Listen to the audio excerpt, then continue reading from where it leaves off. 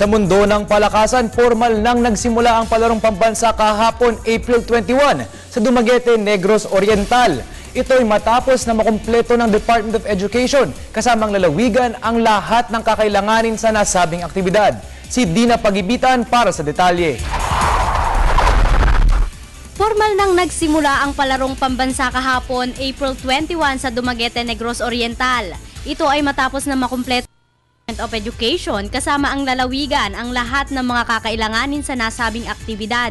Ayon sa pamunuan ng DepEd, nilalayon nito taon-taon na maging isang espesyal na kaganapan ang palarong pambansa na nagpapakita ng galing ng mga Pilipino sa larangan ng palakasan. Tiniyak din ng DepEd na magiging clean, green and high-tech ang aktibidad. Samantala, siniguro naman ng pamunuan ng Negros Oriental na handang-handa ito sa pangunguna sa Palarong Pambansa 2013. Ang Palarong Pambansa ay isang paraan ng DepEd upang i-promote ang physical education at sports bilang parte ng basic education curriculum at isang pagpapatunay ito ng pakikiisa ng pamunuan sa pag-develop ng world-class potential ng mga kabataang Pilipino.